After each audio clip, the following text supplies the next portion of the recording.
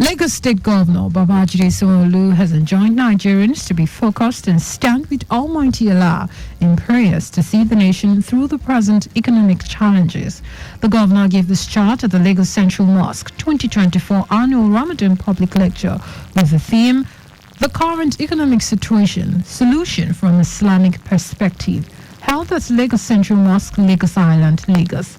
Governor Sanwo-Olu was represented at the lecture by the Deputy Governor, Obafemi Hamzat, stated that what Nigerians need presently is to be patient with the government while the leaders come up with policies that will be good for the nation's economy. According to Governor Sanwo-Olu, society cannot afford to be toxic as people go to social media to curse, which is not the solution, stressing that the solution is for all to come together and pray so that things can be better for the country, while maintaining that the direction of the government effort is good. He addressed that things will be tough before they get better, praying that Almighty Allah will grant the leaders the strength and fortitude to keep pursuing the right path for the nation to come out of the present situation. The guest lecturer at the event, Alfa Akbar of Lagos, Sheikh Mujitaba Giwa, urged Nigerians to be patient and be more prayerful as the present economic downturn experience is a result of a test from Allah.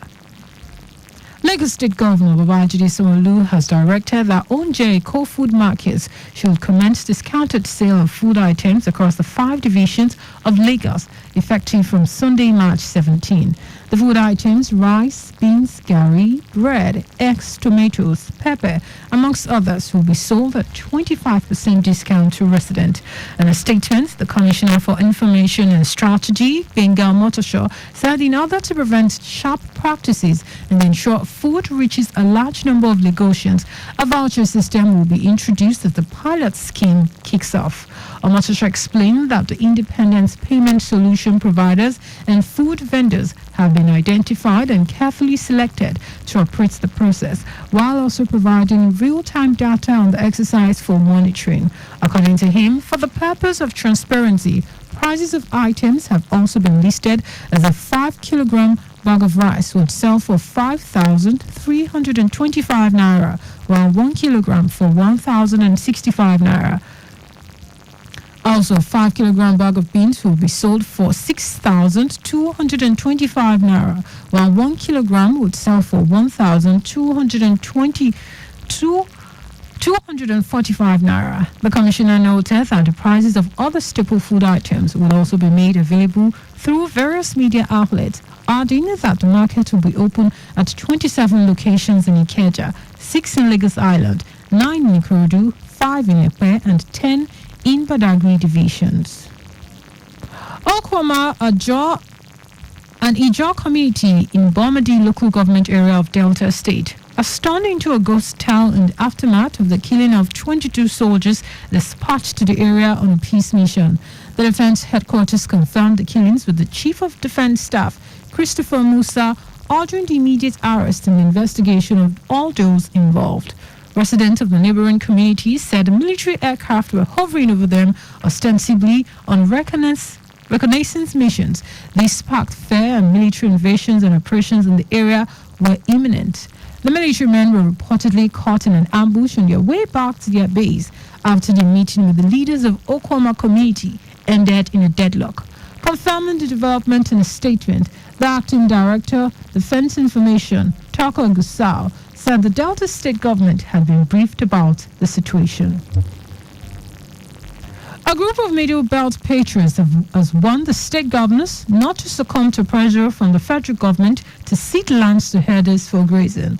The group said yielding to such demands would worsen the security situation in the Middle Belt region and other parts of the country. It said in a statement issued by its Director of Media and Strategic Communication, Stephen Kefers, that capitulating to these demands and ceding more land for grazers will only fan the flames of ethnic clashes, further the genocidal massacres, escalate the violent displacement of indigenes from their ancestral lands, and jeopardize the fragile peace in a region that has already suffered immensely. It should be recalled that President Bola Tinubu, while speaking at the flag off of the Agricultural Mechanization Revolution for Food Security Mina, Niger State, called on governors to give parts of their lands in the state to Fulani herders for ruga or ranching purposes.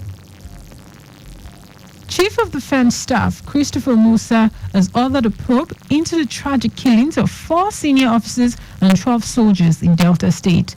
The defense headquarters says 15 military personnel consisting of 2 majors, 1 captain, and 12 soldiers were killed during a command clash in Delta State. They were said to have met their vets while responding to a distress call during a clash between Okwama and Okoloba communities in Delta State on Thursday.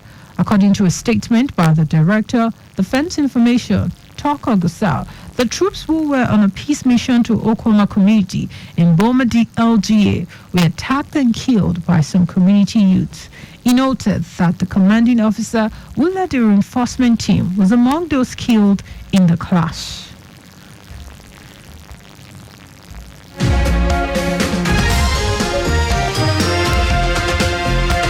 And in foreign news, a state of emergency has been declared in southern Iceland as a result of another volcanic eruption on the Reykjanes Peninsula.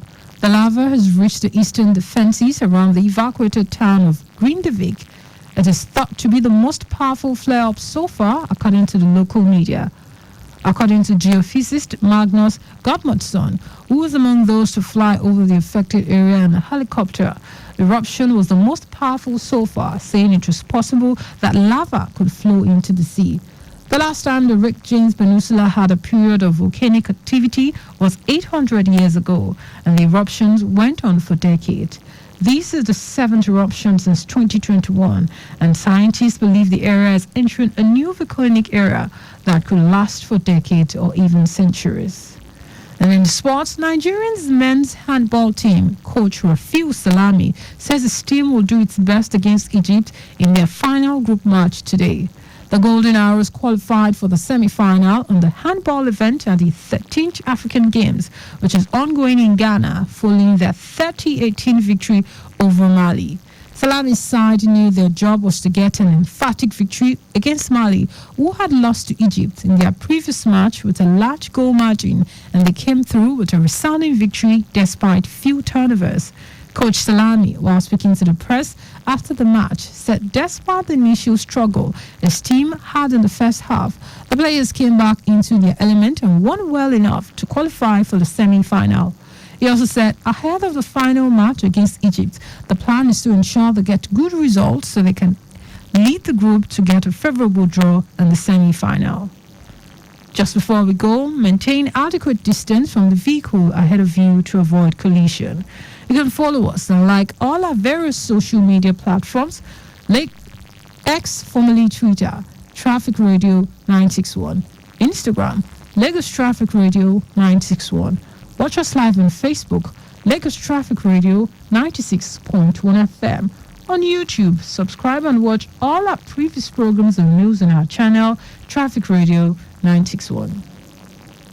Did you know that Omolu administration introduced the Lagos Economic Acceleration Program, LEAP, to reduce the effect of the COVID-19 pandemic on small businesses? You can get more details on the Lagos State Government website. For contact with the newsroom, send a message to Lagos Traffic Radio at lagosstate.gov.ng. That ends the news broadcast compiled by Adesanya Ejoyuka. I am Sarah Adesanya.